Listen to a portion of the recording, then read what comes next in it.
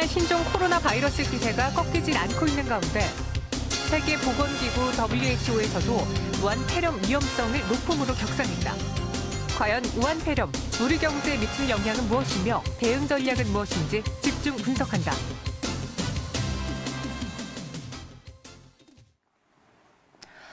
네, 이 코로나 바이러스에 대한 불안감이 점점 더 확산되면서 이제는 정말 우한 거리는 유령 도시가 됐다고 합니다.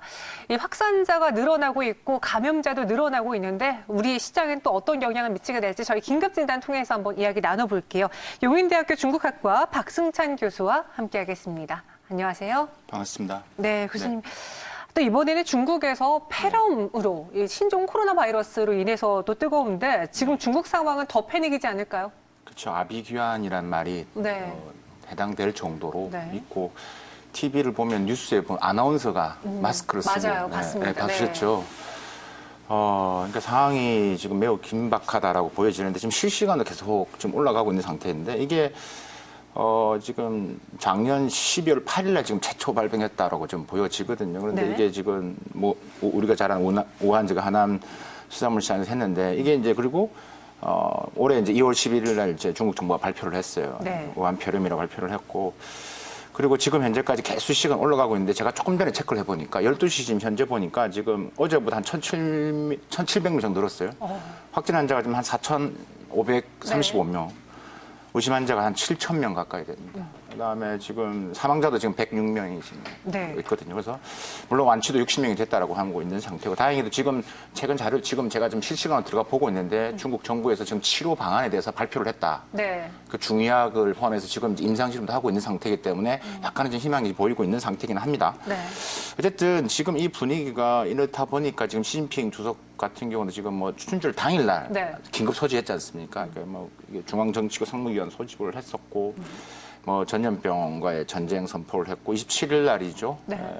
어제 지금 막 리커창 총리 직접 이제 방문했습니다. 어쨌든 이게 이제 일단 책임 소재를 떠나서 지금 이 상태에 대해서는 누군가는 책임을 져야 될 것 같고 지금 공산당에 대한 전체적인 리더십에 대한 또 타격이 불가피해 보일 거거든요. 교수님 말씀하신 것처럼요. 단순히 이제 죽고 사는 문제가 아니라 이제 지도부에 대한 의심? 그리고 믿지 못하겠다. 이로 인해서 나중에 지지층에 대한 그 힘도 많이 떨어질 것으로 보여지는데 이 여파가 중국에서는 더 심해지겠어요. 뭐 시진핑 주석의 입지도 위태해지지 않을까요? 그러니까요. 이게 지금 벌써 이게 지금 맞는지는 모르겠지만 지금 우한에서 개인적으로 찍어서 지금 뭐 트위터나 지금 유튜브를 통해서 지금 그 방화벽을 뚫어서 지금 올리고 있거든요. 그래서 지금 이제 아까 말씀하셨다시피 지금 정부에 대한 불신이죠. 이걸 키웠다라는 부분들이 지금 이제 퍼져나가고 있는 건 사실입니다. 그래서 지금 지금 당 차원에서 지금 준비를 하고 있고 지금 부랴부랴 지금 새로운 또 병원을 만들기 위해서 좀 외곽에다가 지금 거의 한 달도 안 된 시간에 지금 뚝딱뚝딱 해서 지금 막 그 사진도 보셨을 겁니다. 네, 맞습니다. 그만큼 그런 빠른 거는 당연히 좀 중국의 장점이긴 한데 전반적인 부분에서 리더십에 분명히 타격이 있을 것이고 아까 말씀드렸다시피 호북성 성장이라든가 우한시에 있는 시장 부분에서는 어느 정도의 분명히 이제 그다음 지금은 아니지만 문책 가능성이 분명히 있어 보일 것이고 이게 이제 앞으로의 이게 여파가 돼서 중국 경기에 타격이 되면 더 책임 소지가 더 커질 수밖에 없는 것들이죠. 그리고 앞서 수치로 짚어주셨어요. 실제로 지금 이로 인한 사망자 수가 이제 중국에서만 100명이 넘어가고 있고 중국인 관광객들이 또 여기저기 가면서 이 바이러스를 퍼뜨리고 있다는 것도 문제가 되고 있는데 세계적인 감염 추세도 지금 심각하지 않습니까? 그렇죠. 지금 이게 지금의 수치를 이야기하면 사실 의미는 별로 없어요. 계속 올라오고 있기 때문에. 잠복기인 분들도 많으니까요. 그러니까 지금 현재 어쨌든 간에 지금 태국이 가장 지금 많아 보입니다. 그다음에 지금 아까 500만 명 중에서 태국으로 제일 많이 갔고 중국인들이 가장 많이 가는 또 가까운 태국이기 때문에 싱가포르, 말레이시아, 태국 이렇게 지금 가장 또 많이 가는 부분들이기 때문에 미국도 5명이고요. 그다음에 지금 프랑스, 유럽 같은 게 프랑스에다 독일도 지금 추가됐다고 지금 나오고 있지 않습니까? 독일도 추가 나오고 있고 하물며 스리랑카까지 해서 지금 이렇게 지금 확산이 되고 있고 지금 우리나라도 지금 이제 4명이고 지금 있는 부분들인데 뭐 지금 영국에는 이런 서방 언론에서는 앞으로 20만 명까지도 지금 가능성이 있다라고 이야기를 하는데 그러니까 일단은 너무 이제 좀 불안 심리를 키우기보다는 일단은 지금 중국에서 아까 제가 말씀드렸다시피 최근에 지금 한 시간 전에 뜬 거거든요. 지금 정부 사이트를 통해서 치료 방법 이런 부분이 있기 때문에 좀 더 우리가 좀 지켜봐야 될 것 같고 어쨌든 이런 분위기는 지금 분위기로서는 그러니까 시기적으로 지금 춘절 기간에 너무나 많은 사람이 떠났기 때문에 아까 잠복기 2주간 있기 때문에 네네. 지금 잠잠하다가도 사실 이것도 아까 제가 말씀드렸다시피 춘절 24일부터 지금 급격하게 늘고 있는데 이 네. 잠복기 2주 전으로 거슬러 가면 한 1월 12일 그때가 한 41명이었습니다. 그때만 네. 해서도 이렇게 기하급수적으로 늘지는 그렇죠. 않았겠죠. 그래서 네. 지금 이런 부분들이 있기 때문에 좀 더 우리가 좀 지켜봐야 될 것 같고요. 이제 이게 지금 시장이 가장 두려워하는 지금 걱정이죠. 사실 이번 일로 인해서 중국인에 대한 혐오라고 해야 되나요? 사실 그러한 표현을 하시는 분들도 많아지고 있습니다. 왜냐하면 이전에도 있었던 바이러스가 사실 중국에서 시작된 경우도 있었기 때문에 이게 자칫하면은 국가 간의 또 국민 간의 신뢰 그리고 서로의 관계를 해치는 것이 아닐까라는 불안감도 있는데요. 이전에 과거 사스나 메르스 사태를 좀 비교해 봤을 때 이번에 뭔가의 차이점이 있나요? 일단 지금 말씀하시는 부분들이 정말 중요한 부분을 하시는데 그 부분에서 저도 좀 드릴 말씀이 있을 것 같아요. 왜냐하면 그러면 이게 사실 지금 분위기에서 지금 국민청원에 지금 거의 50만 명 가까이 됐다고 하는데 지금 다른 국가도 지금 아직까지 대외적인 좀 규모 있는 국가에서 지금 하지 않는데 지금 한국이 그런 행동을 해서는 안 된다고 저는 생각을 하고요. 네. 사실 이게 중국 전체가 아니라 그 한 부분에서 했던 부분들이기 때문에 그러니까 이것을 전체 중국으로 이렇게 이해하시면 안 된다라는 그렇죠. 생각이 들고 이게 또 잘못 가면 네.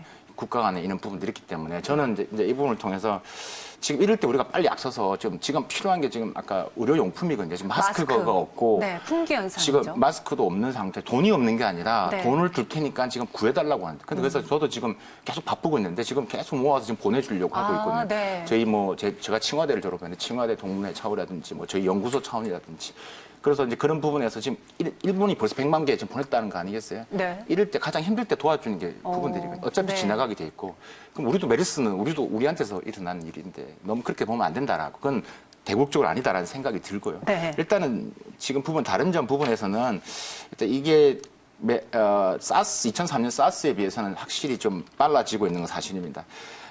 지금 이게 보면 사스 같은 경우는 사스 발병 2개월 만에 한 305명이 지금 이제 발병 했었는데 지금 우리가 우한 폐렴 같은 경우는 지금 한 1개월만 한 1,500명 정도까지 그만큼 이 속도가 빨리 가고 있다는 게 좀 걱정이긴 해요. 네. 근데 사실 이것도 우리가 지금 이야기하는 코로나 바이러스가 지금 크게 한 6가지 정도인데 4가지는 보통 기침 현상이래요. 그 2가지가 지금까지 사스나 메르스였거든요. 네. 그게 기존에 비해서는 증세는 비슷하다는 얘기를 합니다. 그 양쪽 폐 모두 이제 폐침윤 현상이 일어나고 있기 때문에 네. 어쨌든 우리가 지금 부분에서는 조금 더 봐야 되는 부분에서는 일단은 과거 2003년도 사스 때가 전체 누적 환자 수가 한 8,400명 정도 됐고 사망자가 한 813명이었어요. 근데 이번엔 지금 이제 막 시작인데 지금 벌써 반 정도까지 왔잖아요. 4,500명이니까. 네. 그래서 거기에 비해서 이제 또 확산될 가능성이 있고 또 이 전이될 부분에서의 걱정도 있긴 한데 네. 이런 부분에 중국이 빨리 이제 대처를 할 거라고 생각이 들고요. 어쨌든 그런 부분에 약간은 차이는 있을 거라 생각이 듭니다.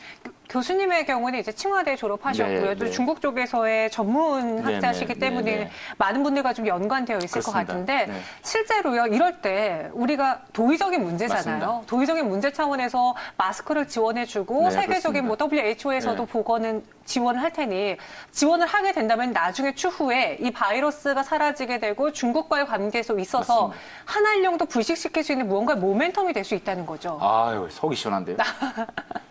네. 아까 결국은 네. 우리도 방어를 하면 지나가는 부분들입니다. 바이러스는. 근데 방어할 건 하고요. 네, 그건 당연하죠. 근데 지금 제가 아까 말씀드렸다시피 지금 일본이 벌써 지금 100만 개 했거든요. 그러니까 네. 우리가 가장 가까운 나라입니다. 그렇죠. 그러니까 지금 다른 게 아니라 이거는 필요한 부분들이 못 구한 있는 부분에서 우리가 빨리 해야 되는 게 당연한 건데 지금 민간이나 이런 부분에서 우리가 좀 빨리 나서야 되고 네. 이건 돈이 문제가 아닙니다. 네. 그러니까 일단 개수가 중요한 게 아니라 마스크 10,000개든 10만 개든 빨리 우리가 민간이든 정부 차원에 준비하고 있다는 걸 들었는데 저 자신이 민간 차원에 준비를 하고 있지만 네. 많은 부분 이런 부분을 하는 게 진짜 아까 말씀한 한한령을 넘어서 한중 관계가 정말 복원되는 네. 하나의 터닝 포인트가 될 수 있다라고 저는 그렇게 믿고 있습니다. 그리고 이번 일을 좀 계기 삼아서 중국에서도 바이러스를 초기에 잡을 수 있는, 방역할 수 있는 그런 문제점을 극복하는 계기가 필요하다. 야생동물을 이제 거래 못하게 한다잖아요. 네, 중국 그래야죠. 이러면서 또 변화되는 것들. 네.